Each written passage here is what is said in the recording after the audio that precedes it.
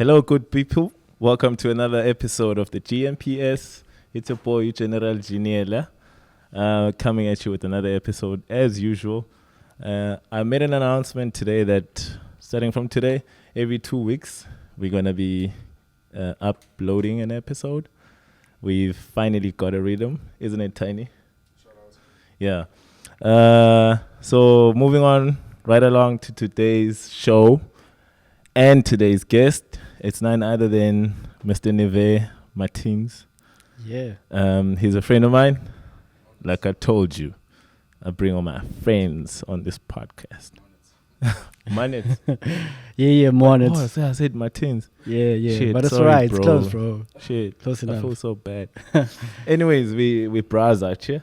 Welcome to the podcast, bro. Yeah, thanks for having me, man. Excited Yeah. to be here with you. Good to have you in front of me, bro. I'm a huge fan of your work. For people that don't know, Niveh is a very talented photographer, and basically he's a very talented content creator. Even though he doesn't know this, I've learned something from you Okay. without even seeing you. Alright. Can you imagine? Anyway, that's a story for another day.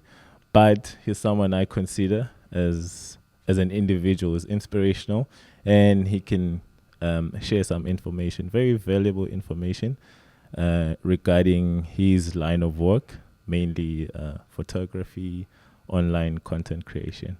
Yeah.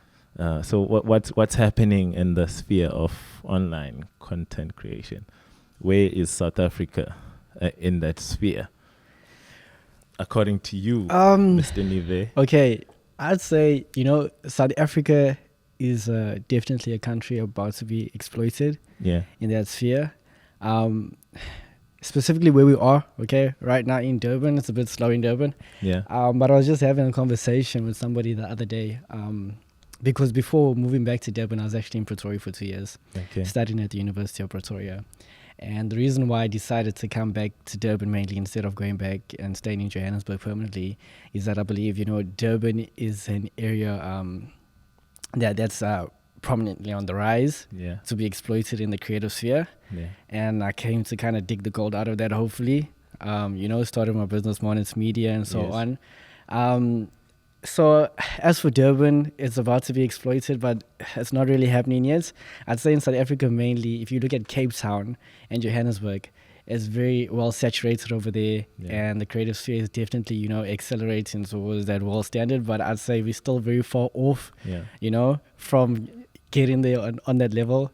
Yeah. So, like looking at online and mainstream media.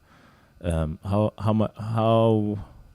is there a gap, and if there is a gap, how big of a gap is it, and is it a gap that should be closed, or it's just two different spheres? It's just a matter of online media taking media into a different direction or to the next level, so to say. How do you view it? So basically you're asking me online media versus traditional media. Traditional. In any aspects that you can think of. I think traditional media should just be abolished, man. So you're saying no more TV? No more radio? Okay, look here. Things like TV and radio, there's still a market for it, right? But it's changing. Yeah. Okay, so we don't have these satellite channels anymore where you can click and there's only a specific show showing at that time that you need to watch. Like the consumer base right now, it's all about getting what you want when you want it.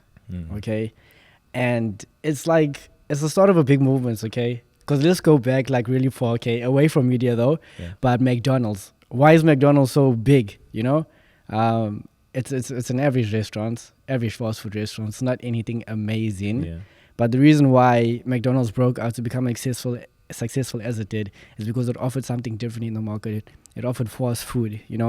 People got what they want when they wanted, convenience at the time.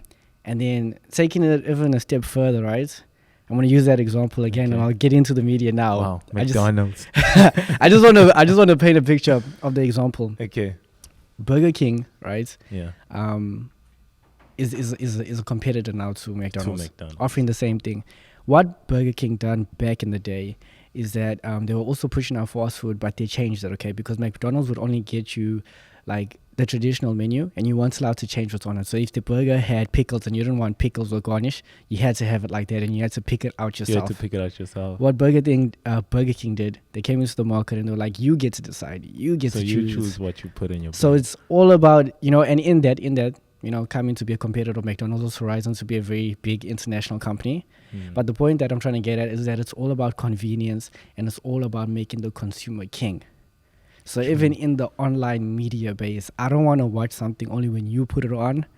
I want to get it when I want it, True. It's about, searching online and being in the space where I get to, I'm the king. Everybody is looking to see how I'm satisfied. Yeah. I'm painted as the king.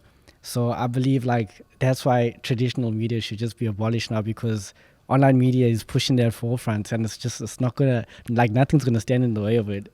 Yeah, and speaking about nothing standing in the way of online media, it's evident because sorry, you now see more of mainstream media also looking to shift to online platforms. Yeah. In terms of where they function or where they're looking to make revenue or just stay afloat and stay alive, because there's this online wave.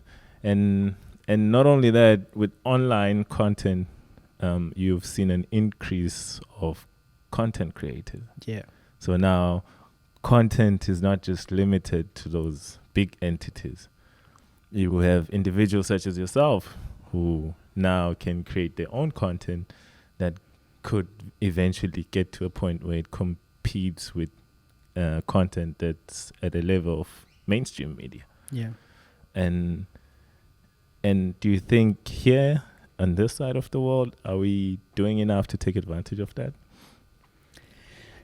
As somebody trying to pursue this, I believe that definitely people are trying, but in my own experience, traditional businesses out there, especially in South Africa, they're not as willing, to come on board. To come on board and to go ahead and push it, because in terms of, for example, traditional business marketing online, you have business owners thinking it's a waste of money. They boast about having a reputation, but then they only have a small client base. We don't really have big thinkers, if you understand what I'm trying to say. Understand. People want to keep a small case to get comfortable. I believe like that's also one of the problems faced with like people like me who want to go out and create content and advertise on this massive scale, is that some business owners just don't want that. They're comfortable with their with their small number of clients. You know what I think my solution to that. I think right now, as us as the community of online content creators, if we band together and form an alliance right now, at the point that it is, the reason why we want to form an alliance now is so that we can produce the best work that we can possibly produce. Yeah. Obviously, it's not gonna go a long way as far as going to get us the funding or the partnerships that we need, or getting the right advertisers coming on to advertise on our content, or to sponsor or whatever, but anything that's going to generate revenue. So if we work together and from the point, like from the get-go, we producing quality content, everything is sound and it's above board and it's the best work that we can produce, and we stay consistent at that, over time, don't you think we can find ourselves where we could be a force that could be reckoned with? Yeah. Where you now see big corporates approaching online content creators such as yourself for business. Yeah. Is it a possible thing? I believe it is a possible thing. I think it's also a case of showing them what they're missing out on, right? True. So, for example, with yourself in the podcast, myself, and the media business I'm trying to run, Yeah. even in the advertising sphere, if we can, as you say, create consistent quality content, put it out there, and all of a sudden, what traditional means will take about a year, to yield results, we'll be able to do in a month. Going forth with our online platforms and so on and so on.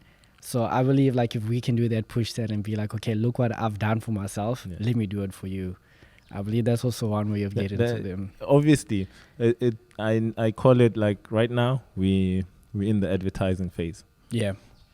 Right now we're just saying, okay, this is the content that we have, and so what do you think? And we stay consistent at that so that we can back up our argument and say, this is legit, this is real, it's something that one can invest in.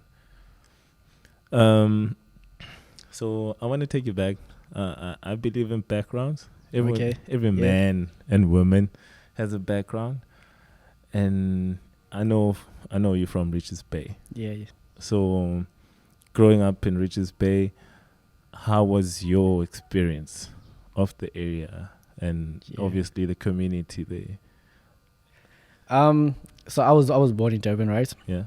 All of my family besides my aunt was in Durban. So I was back and forth experiencing Richards Bay lifestyle and Durban lifestyle and so on. So you were caught in between the N2? Not really caught in between. I mean, I would mainly come here, for school holidays when I was still in high school and so on, and weekends. So I wouldn't say caught in between, but it's the glimpse of Durban every time. Yeah. So Richards Bay is a small town. Yeah. So one thing, what it did for me, and I think maybe a lot of my other peers growing up in Richards Bay, like Richards Bay is awesome. Yeah. The community there is really great. I genuinely believe like out of Richards Bay, there's something a little different about it because it's been such a close community. The friendships that you form in a small town like that, like they really lost. Yeah. Like, look, for example, like myself and Tiny. Yeah. I've known Tiny for years. I don't even know when I met him. It's been so long. And I can say that for like a lot of the other people in Richards Bay. Yeah. But for me, growing up in the dynamic of coming to Durban, staying in Richards Bay, it being such a small town, Durban looked so amazing. Every single time you came to visit. Oh, yeah, I can imagine. Yeah. It's like you go back to Richards Bay to just, do whatever you need to do there. Yeah. And you're just dreaming about the weekend. Like, I can't wait to get back to Durban, man. Yeah. And everybody would speak about it like, oh, man, like, Durban. Yeah.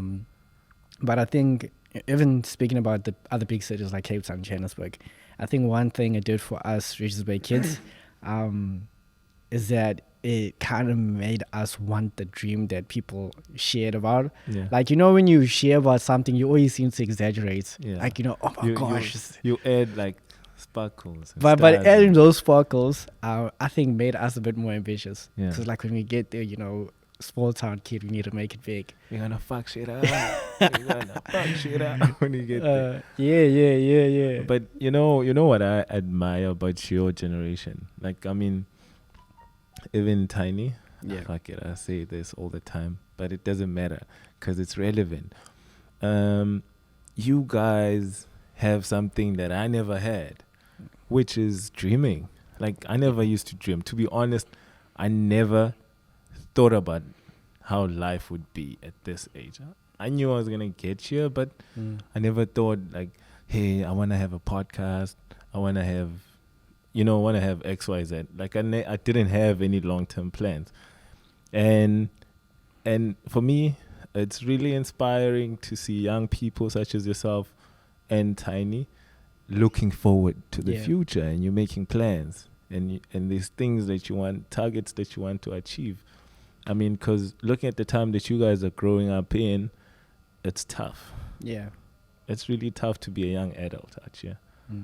And I just feel like you guys, you should consider yourselves very lucky to have what you have. Yeah, absolutely. And to be able to, to try and live out these dreams that you guys had when you were growing up. So you say Tiny from way back. So I Yeah, from presume way you guys back. went to school together. No, we didn't go to school together. So As where I do you said, guys link up? we'd link up, link up all the times over the weekends. We'd have the same So friend same group. neighborhood. Not even the same neighborhood. Same Richards Bay. Richards Bay is a small place. It's Yeah, basically we meet at the mall. It's like, yo, what's up? not even name. Mainly at the beach, I think. Oh, okay. Yeah, Beach yeah. boys. Beach boys. Yeah. Okay, and school. How was school for you? What did you do in school? Well, School was interesting. because I mean, like now I know for a fact. Are you doing any school? Yeah. So I took a break this year, but I'm continuing. I'm finishing off a marketing degree. Yeah, see, that's not even related to what you're doing. Well, I guess it kind of is. indirectly. Yeah. Yeah. Indirectly. Yeah. But I think high school was interesting. I was always like a part of a lot of things. Yeah. So what? Like I was a sports guy, I was an athlete. What sports did you? So I played rugby and soccer. Shit, what predominantly. position did you play in rugby? A scrum half and wing. Oh Yeah. Good choice. Yeah. You look like the scrub of type. Pushing back your head. Yeah, but like I messed up my shoulder in Yeah. like I think when I was about 16 going on 17, I messed up my shoulder pretty bad. So I didn't play after that. And so and what did they say at home? Didn't they? I give can't it to even you? remember. Like, Hey, what were you doing? no, my dad was like that. Yeah, my dad was like that. Your dad didn't want you to play rugby. Nah, not at all. What did he want you to play? He wanted me to swim. Shit. Yeah. Michael Phelps. Yeah, Michael Phelps with the stroke. And why didn't you end up doing any swimming? Hey, to be honest, I guess he pushed me kind of hard when I was a kid with this whole swimming thing. Yeah. So I was good at it, but I just didn't have interest because I was kind of like forced to get good at this thing. Yeah. Yeah, so that's why I didn't end up pursuing it. Oh. So Yeah. are you don't look like you're out of shape. You look like you're in shape. Are you doing anything to keep fit? Yeah, Stay yeah, healthy? Yeah. So What do you do? I exercise regularly, like a calisthenics style workout. So So you do free you do weights. calisthenics? Yeah, I tried to getting into it. Okay, so where you at? What's your are you amateur? I would say amateur. Yeah. What's amateur? What how do you grade in calisthenics? How do you grade calisthenics? How do I rate? Yeah, how do you like if you were to see a guy who does calisthenics, would you say, okay, this guy is good because maybe he can hold the lever? This Okay. guy is good because he can do 5-10 muscle ups.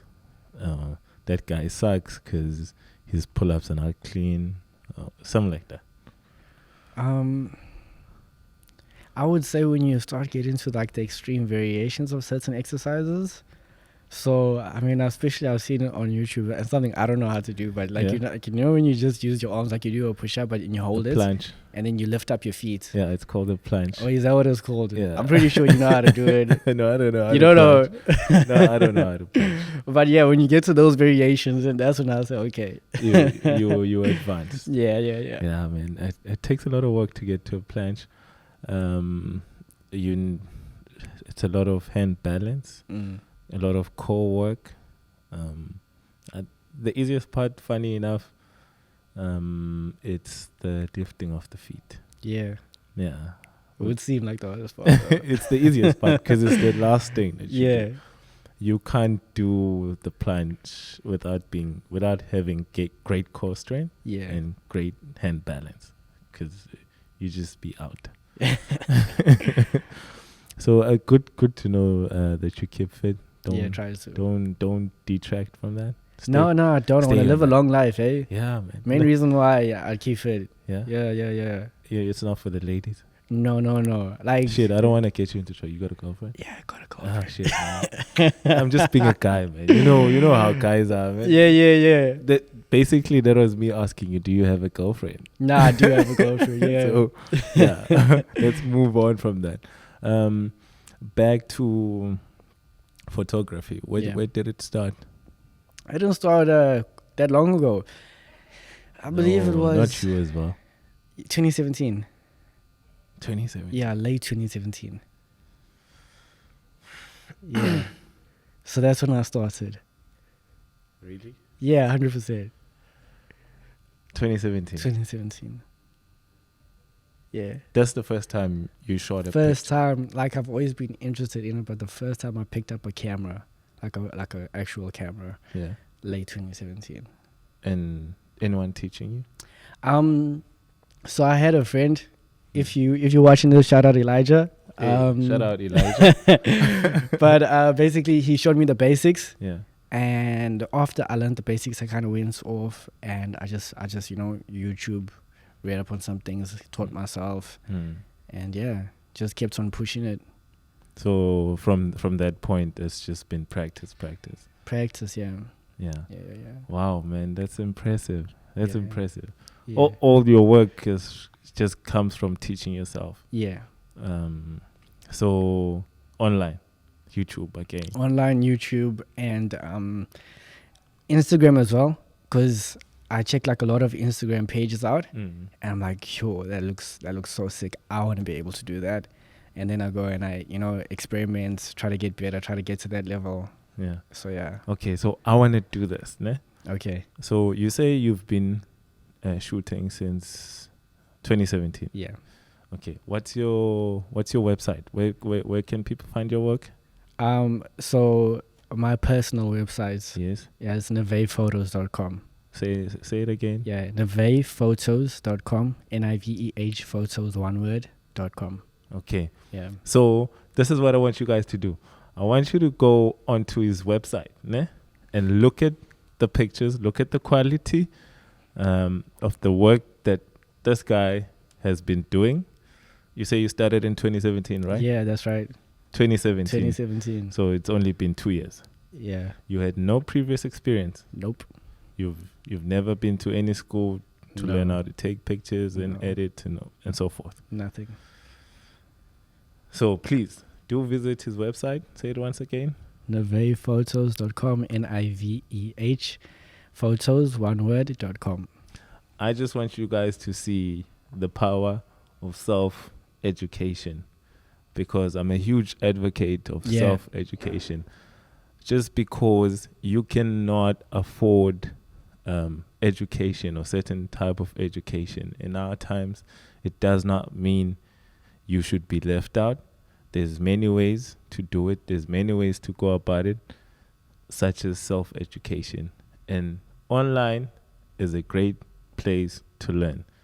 If you go to YouTube, you go on Google, and you do your research, you find people on Instagram, platforms such as Instagram, that are doing what you are interested in doing, and they're doing it on a professional scales. They're sharing tips and videos. And secondly, find somebody that's doing what you're interested in. Yeah, 100%. Such as Elijah. Yeah. Elijah, shout out to you. I hope there are many Elijahs out there. So 2 years into photography, where do you see yourself in the next, say, 5-10 years? Obviously, with the way things are moving, with online media, because that's your sphere. Yeah. To be honest, I see myself, doing big things. Yeah. I can say it's an unhealthy habit, but it's borderline good. I'm like a perfectionist when it comes to myself, and I can be quite impatient in terms of growth. So obviously it can be very unhealthy, but I say it's borderline good in the way that it motivates me. Yeah. Because for example, like how I learned to pick up the camera and so on, it's because I saw certain work and I wanted to get there. And I can't afford to give myself the luxury of time to say, oh, in 5 years I'll be as good as that. I'm like, no, if I can learn and do something about it now, then why not? Yeah, you can get what you can get in 5 years. Exactly. So get it now. I mean, even with starting, like, the media company, you can say it's too early because I only started photography 2 years ago. But I'm like, why not? Because the better it is if I start earlier, more experience I'll pick up, the more hungry I'll be to make it happen. And learning. And learning. Yeah, so in all of that, I can say, yeah, big things. Like, I hope to open up a studio one day. So I hope to have my own studio, have my own complete team, having like a creative office for them. On the side, though, I like to also call myself a mental health activist. Way. Yeah. I'm very, very passionate about that. Very passionate about the youth. I guess that's the other side of me. That's very important. Yeah, Especially in our times. Yeah, no, I'm like 100% back at it. When I was in Pretoria, I did a lot of work in that. What such as? So I was working.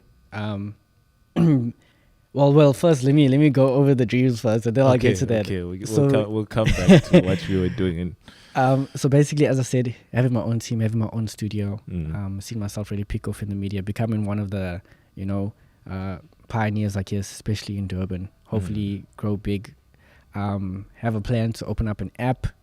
So an app that basically connects content creators, business to business, clients to creators, so on. And then on the mental health activist side, also hope to start a program to really just go into schools, teach them about the matter, about the symptoms and so on, and offer affordable healthcare, because if you go to psychologists, you got to pay like almost 1,000 rand an hour to get a consultation, and it's ridiculous. And if you look at the rates, people committing suicide and depression and anxiety, it's like, to pay 1,000 rand, it's ridiculous. So hopefully also get into that sphere. So those are the dreams. So yeah, I guess let me go to what I was doing in Pretoria. So I was basically volunteering, working at this church organization called Hillsong, where we work a lot with the youth. So we did a couple of things there. Just basically myself having a group of boys that I would mentor, that I would look after, check up on them, take them out, see to them and so on, kind of just be like a big brother role to them. What we'd also do is that we'd go into schools, speak about all these certain topics, encourage them, offer help, ran a program every Friday night. So basically going into all these different spheres of youth, wherever it was, we'd go into townships, we'd have outreaches, and basically just going there to offer support for the youth and offer resources, to help them live a better life and encourage them whatever way we could. And in that we had a lot of different avenues of doing that. Wow. So that's what I was doing in Pretoria. That's remarkable. So this project, does it have a name? The project that I want to start. Shout out, no, to the project that you were part of, or is it just it's because it's just a church project? No, they have there's the war campaign. Okay. I can't remember all the names, to be honest, but I think. Oh wow. Yeah. So they have the Africa Foundation. They have the war campaign, which stands for War Against Rape. I know a friend of mine as well. If she's watching this, shout out to NK. She's I think she's in her 5th year. She's starting to be a doctor. Okay. And she also has this thing that she hits up. It's called Tulip. Tulip, like the flower. And basically what they do is that they try to offer resources to young girls, basic health packages and so on, in terms of pads and so on, because especially in the townships, you have certain girls missing whole weeks of school because they they suffer with this. They don't have any resources to it, so they try to get those resources for free to them.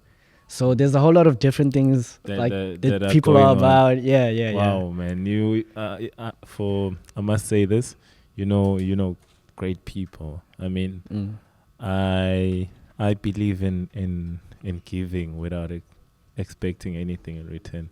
And I like to echo and emphasize people or individuals that are doing such work, where they are giving without expecting anything in return, but they're giving the goodness of their heart. Yeah, absolutely. I mean, that's great work. That's one thing that I advocate people to do, because something that you consider as small as just or something is not important because you're not facing that situation, such as needing a therapist Yeah, or someone to speak to because you have mental issues. You shouldn't be deprived of that because you don't have money. yeah, absolutely. Yeah. You know, because that could be the difference between you living and losing your life. Yeah. Wow, man, that sorry. Once again, it proves that the younger generation, you guys are different thinkers as compared to the mostly majority, especially in my generation or generations before me. Not that there aren't people that are concerned about doing work where they are giving back to disadvantaged people. Like, there's a friend of mine who came, I think it was on the first episode of this podcast. Not I think, I know. Lesijo. Shout out to Lesijo Matlala. He's a fitness dude. He basically ran this race where they ran 2,200 kilometers, if I'm not mistaken. Okay. They were running from Joburg to Cape Town. Wow. Yeah, and part of the race, they ran through the desert. Yeah. And so they're just traveling throughout the country. And it was for disadvantaged kids, like those that need differently abled kids, whether it's how am I gonna say it? If the kids that have mobility issues. Okay. Yeah, it was a charity for those kids. So it's called the Oko Global Journey for Hope. Yeah, that's awesome. I got it right. So I mean, like, it's good to see that there's people that I know around me, such as you and him, that are doing such great work out there. I mean, there's many others that I might not have mentioned. So, but even tying it back and bringing it again to the online sphere. Yeah. Like, you say this generation, but I feel like the only reason why we see more impactful is because of the internet world that we live in. Yeah. You don't, what can I say? You don't have the grace of being ignorant anymore. Like, what's happening in the world because of social media and the internet and so on. The issues that people face, and with knowing that and having awareness of that, it's so much easier to stand up forward. Where I believe, like, back in the day, maybe it was a bit more difficult to come by that information. Things were swept under the carpet. Exactly, yeah. Perpetrators just do something and then sweep it under the carpet before people hear about it. Yeah. Or anyone can say anything about it. Yeah. And now, maybe things get to people quicker. Yeah, absolutely. But it's sad that, even though that's happening, the action that's taking place, it's only on these platforms that we raise concerns on. Like, when we take it back into the community, we sort of, I don't want to say we're not doing anything, but like we are slacking. Yeah. If our commitment was as good as it is on online platforms, if we translate that into real life, I think we would have solved some of our issues that we have right now. There's now I want to take it to for photography.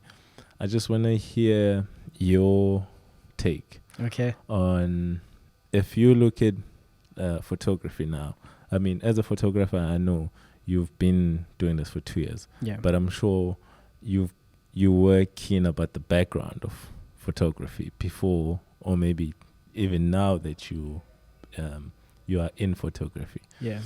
So looking at now in terms of hardware and software, what do you foresee coming, and also what improvements do you see for coming in the near future in terms of hardware and software for photography, such as your cameras, lenses, and all those kinds of things?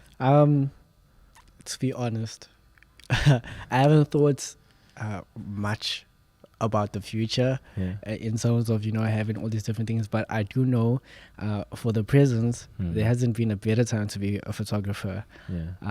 Back in the day, like to get a professional camera or, a video recorder or whatever, it used to cost so much money. But now, we have companies like Sony especially.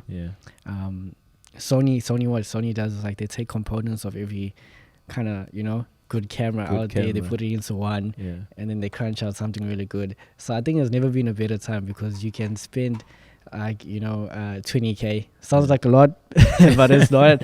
You can spend 20k on a good camera, and you get your 4K recording, high quality pictures with the 24 megapixel sensor and so on, and basically produce professional content if you know how to work magic as well in editing. So I don't think there has been a better time to be a photographer.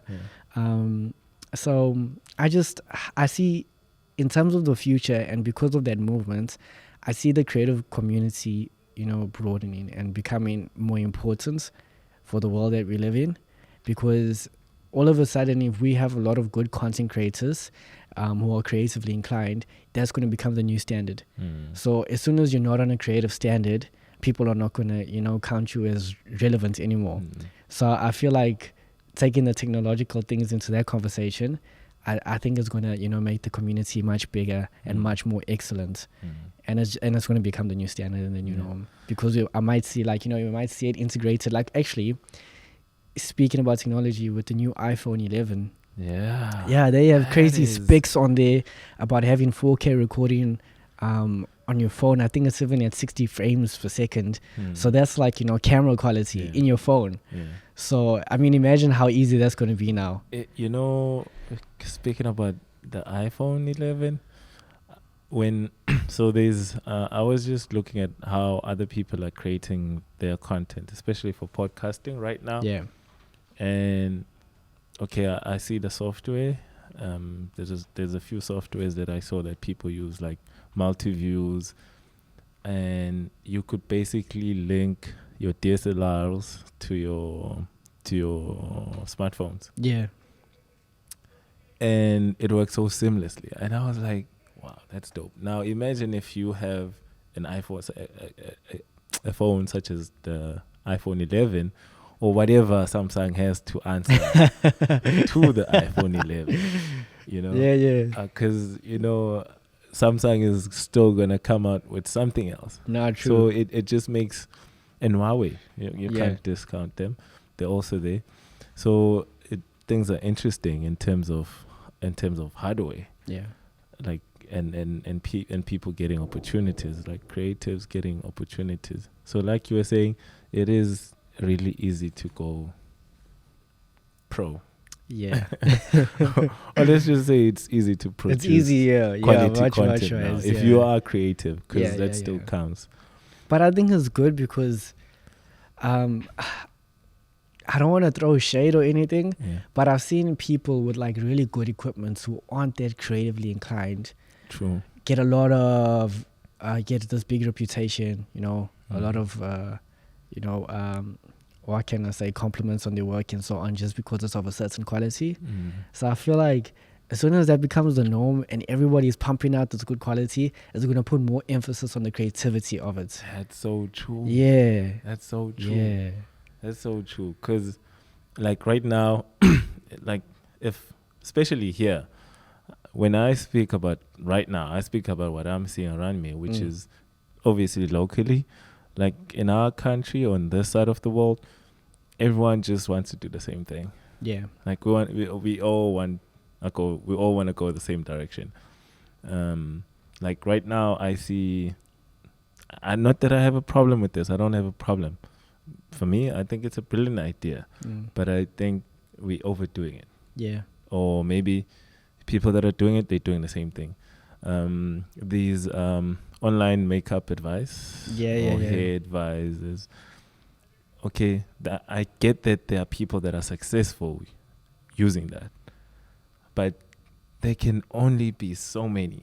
And with the high rise of everyone looking to get into online and doing that, it's just going to get more streamlined until it fizzle out. So people need to be more creative when it comes to online content production. But even with that, because having a few people that I know who do many things like that, you know, that would be classified almost in the same sphere, you know, of something that's trendy that everybody's on. I feel like people lack a lot of critical knowledge. Like, for example, if you're a makeup artist and you think, okay, I'm awesome at doing makeup, and that's all I'm going to focus on, and I'm going to blow up and become super famous, and everybody's going to come to me. Well, I feel sorry for you because you have a very poor mentality. The point is that we should be stressing on other things as well. Like, how are you going to bring a certain level of professionalism? How are you going to market yourself? How are you going to expand yourself? How are you going to turn yourself into business, churning out profits? How are you going to build a team and so on? And basically all this like critical knowledge that people just disregard, especially in the youth of SA. That's so true. Like, people just want to be good at their craft and not learn anything else. Yeah. You know, speaking of that, like when I was saying I learned something from you, you know, there's something that Tiny was mentioned to me. Yeah. Okay, Tiny told me you need to sit down with Niveh and have a talk with him. All right. I don't care. I know you've got your own ideas. Yeah. But I think you should sit down and talk to Niveh and just hear what he has to say. Okay. Tiny knows me. I was protesting. I won't lie. You know, when I said I was protesting, I was not like I was saying no. But I had something to say in counter to what he was saying.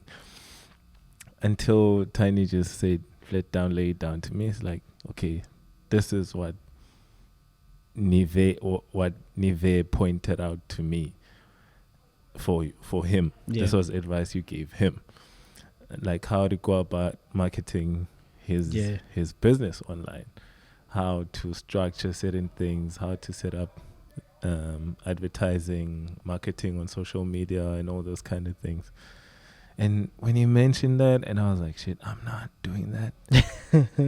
I'm not even close. I wasn't even thinking about that. Like, shit. So long story short, I knew Niveh was someone that I needed to sit down and talk to. And obviously we're here talking on this podcast, but it's not enough. Yeah.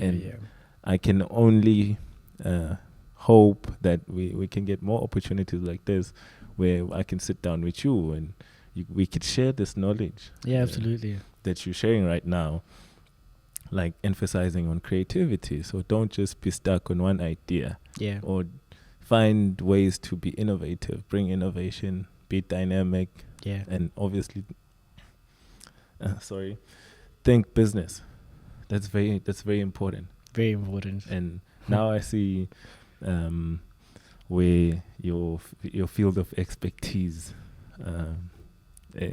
is needed, or why it's important to have someone like such as yourself on anyone who's looking to do business online or be an online content creator. So how do people get your services? And okay, before we get to that, why do people need your services? I know why I need your services. I think you just said it. This is your opportunity to let them know. It's like, listen. My services, so apart from the photography, okay, because I feel like that's self-explanatory. Yeah. You know, if you have any events or, you know, whatever it may be, if you want to get some creative work done, you need good quality content to pop out for that reason. I mean, that's self-explanatory. The photography will be good, you'll be happy. But on the business side of things, in terms of my company, Marnitz Media, which is basically, it's a creative marketing business. I'd say the reason why people would need me is that, number one, I believe in this, you know, the better we spoke about the technological revolution, like you have to be online. Yes. And I believe like the better quality you pump out, that resonates 100% with your business. So if you put in out quality content, I'm going to believe automatically as a consumer that your business is of a certain quality as well. And that's very important. Like, you can't be doing it with yourself on your iPhone or on your Samsung or whatever, because that's just going to look like somebody else. It's not going to look like you're on a certain, you know, professional business level where I can actually be impressed by the certain quality. And it's also the fact that people just lack the knowledge because it's very new, you know, in terms of social media marketing, digital media marketing, and so on. It's very new. People lack the knowledge in how to do that. As you said, I was just speaking to some of the boys the other day, and they didn't know like a couple of the things that you know, tools you could use online that were actually free, you know, in order to pump up your business and, you know, gain a wider audience or look more professional. So it's also one of the things like that. It's exploiting these things into making your business look more attractive and so on. So I'd say like that's the main reason why, you know, to get on this wave of being online, being relevant, having a good, strong online presence, being attractive. And obviously, it's about having engagements just as much as it is having awareness, because awareness with no engagement means nothing. And obviously, the better you know your content, the more I want to engage with you, because quality also translates into trust, and that's going to make me engage. So I believe that's why. Yeah. So how would you advise? Let's say I'm someone who also loves to share. People love to share some personal moments on social media. Say I'm someone who likes to keep my personal page, but I've also got a business that I'm trying to market online. And let's say right now I'm marketing it on the same page as I'm doing as the page I'm using for my personal profile. So I've got my business marketing and my personal profile on one page. So is that advisable? Look, it depends. It depends what. Look, if you're an artist, you know, then sure, go ahead, because your brand is you.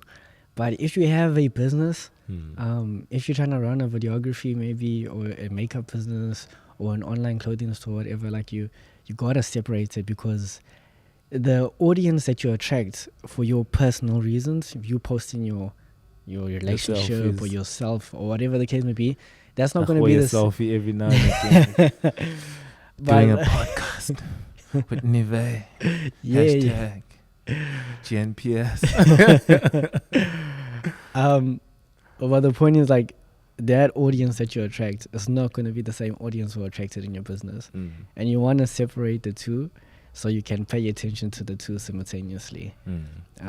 So personally, that's even what I've done. Although my business has my surname in it, you know, I separated the two because, as I said, different audiences.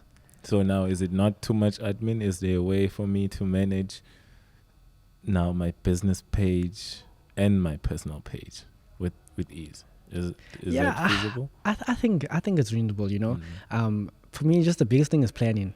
You just, you know, take a calendar, like, be serious about it. You know, it's your business, it's your brand. Be serious about it. Just put out your calendar, mark certain days off for creating content, and I honestly think it will be easy. You know, it's not that much work if you can just plan it well. And now, like, you obviously, we know these platforms are ran using algorithms. How important is understanding a social media platform's algorithm if you are doing social media marketing? Oh no, it's like the most crucial point, because you can put out quality content, but if you don't do it at the right time in the right way, it's not going to reach anybody. So algorithms are of utmost importance. You know, they drive up awareness, reach, and engagement. So knowing when to do it and how to do it, that's absolutely spot on, like, most critical points. Wow. So do you think is it time for 5G, or is it too early? I think we're right for now. Hey, we good with 4G. I think we're right for now. I think, like, the main focus right now should be actually expanding infrastructure and getting up internet everywhere, and then we can maybe move on to 5G. So what do you think? I know earlier I mentioned us, you know, collaborating as content creators in order to make some sort of success. What do you think is going to take for us as content creators in Durban and this side of the world to make online content creation be the thing. And not just that, but make Durban the center of that. First of all, we have a very beautiful place Mm. in Durban. I think if you're a creator right now, you know that Cape Town is probably the capital for content creation. Mm. It beats Johannesburg in terms of scenery and what you can produce there. And, I would argue to say like Durban's also very beautiful with the beaches, with the city we have and everything. So it's possible. But as you said, I think the main point is to be able to collaborate together. Been working with Tiny a lot lately, got a couple ideas that we're trying to push and so on. The work that we produce together and the way that we push each other, iron sharpens iron, is so much more better than working independently. And I believe like we need to change the conversation amongst creators. We're not rivals. Yeah. There's enough space for everybody. There's enough. We can.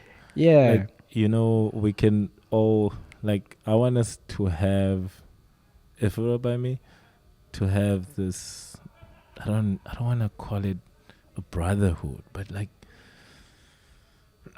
more like camaraderie. Yeah. But even better than that, like, we understand that if you because what you're doing is you're creating a platform. Yeah. And I'm creating a platform. Tiny's creating a platform. James is creating a platform. And if we bring all these different platforms together, suddenly you start getting clientele that you were never going to get because you were not into podcasting, or you were not into filmmaking, or you were not into making music. You understand? Like, so it's just going to a filter. Yeah. One is going to come in this side. One is going to come in this side. Networking, eh? Networking is very important. And which is what we're doing here. Yeah. Because, you being on this platform, suddenly people that know you is going to know about this podcast. Yeah, absolutely. And them knowing is not only just a benefit for me, but it's also a benefit for you because you get to market your brand. Exactly. And so that's the culture we need to breathe amongst ourselves and actually nurture that environment. And I think we could see ourselves being at the prime or at the top of online media. I say 2020, end of 2020. Yeah. Vision 2020. End of 2020, we all gotta be in there. Okay. I'm big on advice. Yeah. So you're someone that's somewhere that's out there, and you're participating in something, and you're doing things. So you're learning a lot of valuable lessons, and you're getting valuable experience in life. So I feel like you're in a position to share some knowledge and advice based on your experiences. So it could be anything that you feel is of utmost importance that you'd like to share with people out there. Okay. Right now is that moment. All right. Okay. Not to put you on the spot. Anything. If you don't have anything, it's fine. We can close it here and call it a day. I think. Okay. I'll speak on something. I'll just speak. I'll let the words go. If it turns out to be advice, it is. Otherwise, it's a conversation. Yeah, it's a conversation at the end of the day. That's the most important thing. But I think for me, something that I don't like seeing is, not that a 9 to 5 is the problem, but people get caught in a lifestyle that they don't like. Because some people enjoy the 9 to 5s, they study for their passion, and that's wonderful. I have nothing against it, nothing against traditional education or anything. I love it as well. I'm, an advocate of it. I love education, but I think my problem is people looking forward to Fridays, if you know what I'm trying to say. Like, live for the weekend kind of thing, and then it's a blue Monday. I really hate that lifestyle, man. I feel like that's something that we need to break. You can't call that living, then your life is permanently on a highlight reel, and you're not actually living your life. You're not owning your life. You're kind of being a victim of your own excuses and a victim of your own laziness. And it is laziness because honestly, like in the world that we are living in, I think I can just say this, in this online wave that's happening, you have the power, the resources, and the opportunity now to make a life for yourself that was never possible before this time. So I would say people need a break from that cycle, you know, put in the work and start to dream, as you said. And it's not easy to dream, yeah, but I feel like it's a necessity, man, if you're going to live this life, if you're going to live a full life. Because obviously living for the weekend, it filters into so many things. You know, one day you have a family, you grumpy every day, you know, and you get home because you hate your job And or you this messed or it up. that. You know what I'm trying to say? So it filters into so many things, and it's all patterns and behavioral patterns that destroy our life and the way that we think. So I would just say, like, now's, like, there hasn't been a better time. Like, just go get it. Make sure you put in the work. Make sure you teach yourself. As we said, self-education is key. Exploit different resources. Don't just worry about your craft.